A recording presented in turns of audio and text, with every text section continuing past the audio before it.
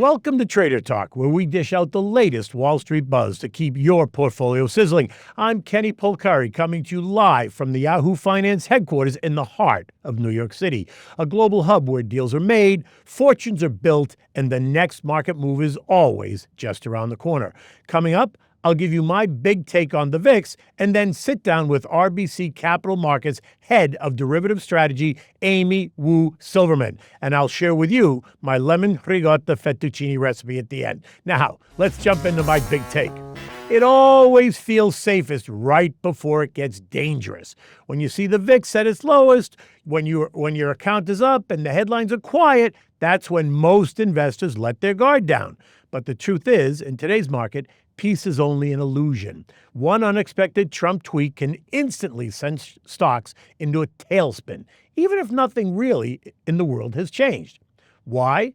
Because so much of the market is now run by computers that react in seconds to every headline. Trump doesn't need to pass a new law or sign an executive order. Sometimes he just tweets a threat or a wild prediction, and the algorithms start selling or buying. Panic spreads in either direction, and volatility explodes, and investors who thought it was safe scramble for the exits. Now, if you're newer to the game, here's how to think about preparing. Don't get too comfortable when things are calm. Low volatility doesn't mean risk is gone. It just means it's hiding. When everyone's relaxed, that's actually the best time to set up some protection, whether that's buying a little insurance through options or holding a volatility ETF or simply keeping some cash ready on the sidelines. These things are cheapest when nobody thinks they need them, and they give you power when everyone else is rushing to react. Have a plan in mind for what you'll do if the market suddenly drops. The middle of a panic isn't the time to start making decisions. If you already know how you'll handle a sudden swing, you won't be stuck following the crowd. Instead, you'll be positioned to buy great opportunities at a discount while others are forced to sell. Bottom line, volatility isn't gone, it's just waiting for the next surprise. Smart investors protect themselves before the chaos hits, not after. It's already too late. Don't wait for the panic. Be calm in the chaos. So now I'd like to introduce my guest today. Joining us is Amy Wu Silverman, Managing Director and Head of Derivative Strategy at RBC Capital Markets. She's a leading voice in the world of options and volatility with a deep background in quantitative research and equity derivatives. Before joining RBC, Amy spent years on both the buy and sell side, building a reputation for translating complex market signals into sharp, actionable insights. So ladies and gentlemen, please join me in welcoming Amy Wu Silverman. Amy, it's a pleasure to have you, and thank you for joining us on Trader Talk. Thank you for having me. So we're talking about volatility. There's certainly a lot of volatility in the markets these days, if not because of what's going on in this country politically, but certainly what's going on around the world and how that all plays into kind of the whole volatility mantra, right? So talk to us a little bit about what you think, here we are in mid-year, what you think about where volatility goes from here, what people should be aware of, when it's at its lows, what should people really be concerned about? Because I always think when it's, trudging around at the lows like this, everyone goes, nothing's wrong, nothing's wrong. That's exactly when you kind of have to prepare. Yeah, there's actually this old saying that strategists point to, which is hedge when you can, not when you have to, right? And I think that piece of advice still holds true. It was just Father's Day, so maybe I'll give you a bad vol joke instead of a bad dad joke. But, we talk about the option Greeks a lot. So the delta, the vega, the theta, but the most important one is actually tweta. So it's just the sensitivity of implied volatility to Donald Trump's tweets right now, because you're absolutely right. It's this uncertainty of what he could say, and the implications of that are vast. Well, and it's the answer. Yes, it is the uncertainty about what he could say, but it's kind of the uncertainty about what so many people can say on Twitter. They could post something that's either not verified or it's erroneous. I mean, look, I remember, and I tell this story all the time because I think it goes right to the point. When I was still a floor broker on the floor of the New York Stock Exchange, it was probably 2013-ish, 2014, and Avon was going out of business, right? They were bankrupt. The stock was trading for pennies on the dollar, right? And it was well known that it was bankrupt. But then somebody put a tweet out that that some equity venture capital firm was buying Avon for $9 a share. Made 0 sense. But the fact is, the tweet hit the market. Now, this was also 2013, so it was a dozen years ago, right? But the tweet hit the market, and the letters of the venture capital firm, it should have been PHG, for instance, and it was PGH. So they just twisted the letters around. But if you looked at it quick, it made sense that, you might have thought it was that. And suddenly Avon went from, 30 cents up to $9 before you could even blink your eye. And then they came right out and denied the story because it wasn't true. And then the stock went right back to 30 cents, which is clearly where it should have been. But that chaos that the tweets create. Now, that wasn't Donald Trump. That was somebody else that did it. But it's the fact that tweets can create volatility up or down, no matter who says it. Absolutely. Right. And you think about the way social media disperses things now, so think back to the meme frenzy. That was a very options-related phenomenon that hasn't really gone away. It might not be on GameStop now or AMC, but if you were in a coma at the beginning of this year and you just woke up, you would have thought nothing's happened. But look at the whiplash we've had. Right. And a lot of that has to do with when that news hits, you're right. You get those algorithms that immediately try to factor in that news. But then you get that human emotion, too, of the panic post-Liberation Day. This is the end of the world. We're really going to have 145% tariffs, and let's degross immediately. And then you get that fear and that greed kind of combining on the way back. And then you kind of take that step back with hindsight and you say, oh, we didn't really move, did we? No, we didn't. Weird. Yeah, we didn't. And people get frustrated, and rightly so, especially if you're a long-term investor. You get more frustrated. If you're a short-term day trader, some people love that volatility because that's how they're making their money. But as a long-term investor, you can really get frustrated. And, as a market strategist and a wealth advisor now, I spent a lot of time after Liberation Day when the market was crashing trying to talk people off the edge. People that wanted to sell. I'm like, stop. You have to take a step back. And sometimes it's difficult, but the chaos that it creates is really, I think, amazing. I do think, though, that people, especially investors, might be getting a little bit more used to how that happens, right? It feels casino-ish, but it really isn't. But, you can't help when they say it is or it feels that way. So talk to me about where we are in volatility now. We're mid-year. What do you think is happening for the rest of the year? And how do you think maybe investors, not day traders, but investors should position themselves? Yeah, so one thing I'll say is one thing we look at really closely is not just how volatility is behaving in the near term, but how it's pricing 3 months out, 6 months out, 12 months out. So we call that the volatility term structure. But it's essentially a way of saying, what are your expectations in the future for how volatile this market will be? Right now, near term, it's actually pretty complacent. We were talking before about the fact that it looks like Iran is trying to de-escalate the situation in the Middle East. So, we had that quick pop in the VIX, but now we've subsided. What is really interesting to me is when you look at that term structure, 3 months out, 6 months out, 1 year out, there's a lot of nervousness. Right. So that's very interesting because I just want to make sure that the audience understands. The short term is 3 months. Is that what the short term is? Under 3 months. Under 3 months, right? So right now that's fairly complacent. People are not that worried. But if you look out 6 months or a year from now, they're much more worried, which means what are they doing what's happening to the pricing of that volatility? Yeah. And look, every market, as you know, comes down to supply and demand. So when we say things look more uncertain, essentially what we're saying is there's more demand for options to hedge. There's more demand for protection from investors who say, look, if there is a downturn 6 months from now or 1 year from now, I want to have something in my portfolio that's going to kick in to protect me. That could be a recession. That could be the tariff impacts finally coming. That could be the soft data translating to that hard data. Could be a range. Right. Could be a range of. We don't know, but what we do know is even though we kind of had this whipsaw and rally back in the market from April 2nd near term, it didn't ever change that longer term fear. Yeah. And I think that's interesting because it does speak to the fact that we still have a bunch of question marks that need to be resolved. Right, because there are a bunch of, separate from the tariffs and separate for one moment for the geopolitical issues, we have our own issues here in the United States in terms of what the Fed's going to do or not do. Yep. Right now, this week happens to be Fed week, right? So we're going to get their June rate decision. I don't think they're cutting rates, do you? Neither do I. And I don't think they're cutting rates in July either. Yeah. Right. And then August, we have we don't have a meeting because we have Jackson Hole. So the next meeting after that is September. There's some sense that maybe September they cut rates. Where do you stand on that?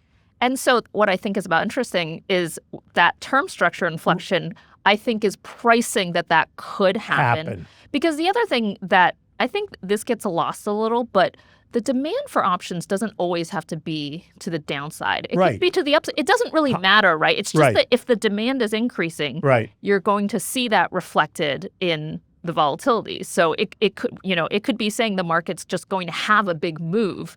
It doesn't say if that's a move to the downside or the upside, just that magnitude is higher. So where does an investor see that information, or they can't see it? I mean, I think they can see it on Yahoo Finance. So you can essentially say, where are the September S&P at the money options trading? Let's make it really straightforward. Yep. And where are the December ones trading? Where are next year's trading? And you can kind of, if you plot that in a graph, you can kind of see those points start to go up. And to be fair, those points normally should go up because you probably know what you're going to do this weekend. You probably don't know what you're going to do a week. Maybe you do. Maybe you're a good planner, but I don't yet. Yeah, so, right. So it is normal for what we call that term structure to be upward sloping. But our point is that it's way more upward sloping right now than it typically is, even adjusting for the fact that the future is more uncertain. Which then suggests that the market is concerned there's going to be a move. Something's going to happen. Exactly. So let me ask you a question, because a lot of times I talk about the contra trades, right? Which are essentially helping you hedge. So whether it's you buy the SH, which is the S&P short, right? So if you think the market's going down, you would buy the SH, which gets you short. Yep. Or the PSQ would get you short the NASDAQ, or the DOG, which gets you short the Dow, or the SPSX, which is the S&P triple leverage short. Which I always tell people, that's not a long-term holding at all. And you have to be very careful because that can cut both ways, right? If it goes the opposite way, then if the market goes up, it's going to cut 3 ways up to the upside. It's going to hurt 3 times as much. But those are other ways that people can play and I guess in a simpler fashion than trying to come up with an option strategy. Am I right? Yeah. Well, this is what I would say. To me, because what I do, my day job essentially is to help like an asset manager or a hedge fund or a pension fund say, okay, let's look at your portfolio. And if you really do think there's something to worry about, what's like the optimal way to protect?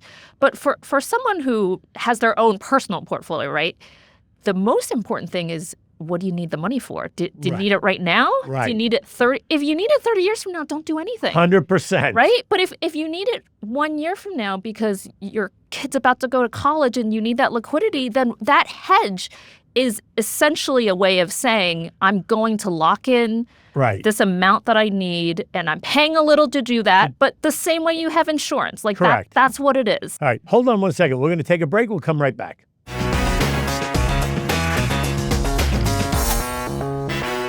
Okay, so we're going to pick up from where we left off about planning, because it's really all about planning, right? To your point, I would say to a lot of people, if they need the money for their kids' education 6 months from now or a year from now, if you want to play really safe, take it out of the market, leave it in cash. Just put it in treasuries, because then you have no issue at all. You don't have to worry about what the market does up or down. But to your point, if you want to, if it's a year out and you want to stay in the market but protect yourself, then you would do it that way. Right. Yeah. And that can be something, as straightforward as just a put option on a broader market, or it could be, it depends what your positions are. And again, this is why I say the day job is kind of to actually look through the portfolios and say, okay, you own a lot of Apple. Apple's kind of been in the crosshairs. Correct. For a variety of reasons, that tweeter risk is really high. So do we want to own some put options there? On Apple. Apple or sell it, Because it's very funny you bring up Apple, because I have one client that has an extremely concentrated position in Apple. This guy's been buying it for 30 years. Any money he had, it was when Apple was trading at $12, he just kept putting money in Apple. That was a good idea. It's a great idea. Because it's a $20 million portfolio now, which is beautiful. But it's all Apple, right? So there's no diversification.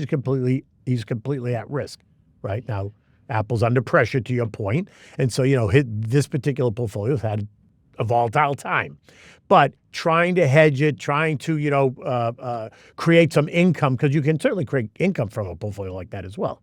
Absolutely. So, another thing, it's funny because people use the word correlation to just say, how much does this move relative to something else? But in our world, you can actually trade it. It's a Right. product, right? You can trade the correlation itself. And one thing that we talk about is what are the offsets? So, okay, you don't want to move your Apple. Maybe it's for tax reasons. Like, I don't know. There are Right. a lot of Yeah. reasons why you might not want to touch that. So Right. essentially, you want to find another asset that is uncorrelated, that is going to move in the opposite direction. Than Apple. Maybe that's another company. Right. Maybe that is an option that's helping you, again, reduce the fact that you're so concentrated. You have a correlation of one. Right. We want to make that a little lower, right? To the tweet risk or whatever it is. 100%. And, that's the type of thing that I think can be really interesting if you manage it the right way. Right. So essentially what you're saying is I'm going to buy something that's going to react opposite to Apple. So if Apple loses 10%, hopefully the other investment that I'm now purchasing is going to rise 10%. So I haven't gone anywhere, but I haven't lost any money. But I'm hedged. Yes. Right? And so one position's down, the other position's up. It washes each other. And, for a long time, I'm sure you know this, that was bonds and equities, Yeah. right? For a long time, a lot of the portfolios that were constructed Right. were, 60% equities, 40% bonds, because people were relying on that correlation to Right. help them out. One's Right. going one way, one's going the other way. And the problem is that has broken down. There are all these relationships in the market that we counted on, Yeah. both in options and in bonds and in stocks, where we can't count on that anymore. And so we're trying to figure out what those new relationships are, Right. because they're really important. Yeah, they're very important. So listen, let me ask you a question. Based on your world and what you know in this conversation we're having, what's your sense of, and I'm not holding you to it, I'm just kind of get a sense of, what's your sense of where the market's going to be the end of the year or a year from now? Yeah, here's what I would say. I am not officially the chief equity strategist. Right, correct. So I'm not speaking on their behalf. On their correct. behalf. Right. But what I would say is when you look at where we started at the beginning of the year, let's pretend tariffs let's pretend the tariff thing never happened. Right. Let's pretend there was no geopolitical risk, just purely on the economics of the beginning of this year. Right. We were already worried about a decent amount of things. So we were already a little bit worried about growth. We were already worried that kind of this K-shaped recovery, so meaning the high-end consumer was really bringing this market along, Right. Was also starting to wane. And this is prior to throwing in the tariff risks, throwing in the geopolitical risks. So, our chief strategist has this great phrase, which I love, which is called aggressively neutral. Right. But it's just this idea that probably from here, just for valuation reasons, we were at a point where perhaps this year the upside was limited. And so we started this year with an outlook that said, look, if you want to be in an environment where you're collecting more yield, use volatility to help you. Right. So that could be yield enhancing strategies or using some of that yield to maybe fund some downside protection. But everything we talked about in our year ahead outlook for the end of this year was managing for a scenario where at the end of this year, maybe the market is up a handful of percent, but Right. not a 20% up No, market. but and so that's the exact point. Look, we had a couple of years where the market was up plus 20%. Well, that was really out of the norm. It was way outside of the bell curve, right? Yeah. Returning to an 8 to 10% return on stocks, and if you add in divvies, maybe you're 12%, which is historically normal. Which is great. Which I think is great. And so we've been preparing, at SlateStone, we've been preparing investors to consider the fact that we're going to go back to a 10 or 12% return, which, by the way, works. Yeah. Right? This 20% or 25% return year in and year out, not happening. And so people need to understand that. But, it's funny because after they see the last 2 years what they've returned and then going back to 10%, it feels like it's a failure. It's not a failure at all. A failure might be if we're down 30%. That's the failure, right? And I also don't think that's going to happen Right. either. I don't think Right. it's going to be past this growth scare into this. I don't think we're there. It's unfortunately, it's not going to be as sexy as the plus 20% market, Correct.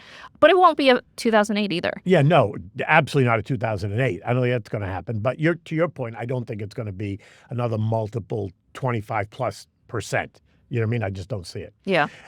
Anyway, listen, I'd like to revisit this, maybe in another 6 months and come back and see where this conversation went, because I too think that there's something coming. I tend to be more optimistic, so I think the next move is going to be higher, not significantly, but I don't think we're going to be down at 4,800 by the end of the year at all, right? I think we're going to be somewhere between 6,000 and 6,400, I think, but by the end of the year. Yeah, you're going to wake up from that coma and not think anything happened. That's right, but we'll revisit that in 5 or 6 months. I'd love to have you back.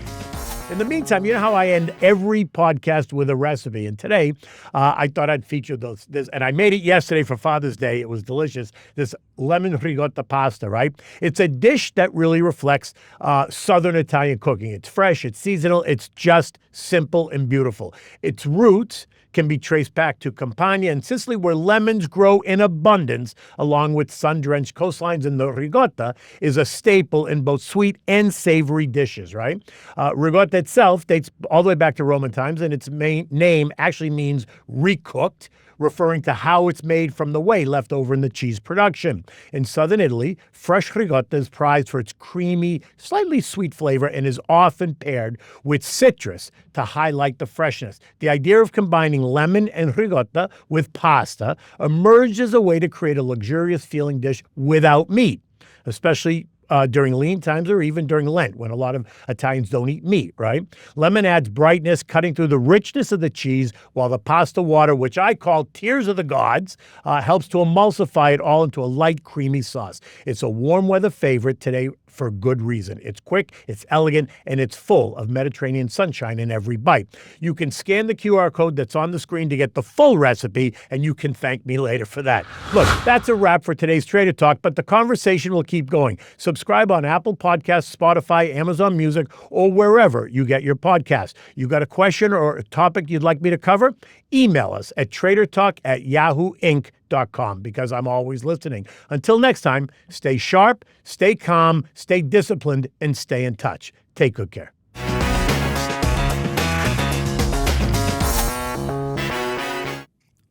This content was not intended to be financial advice and should not be used as a substitute for professional financial services.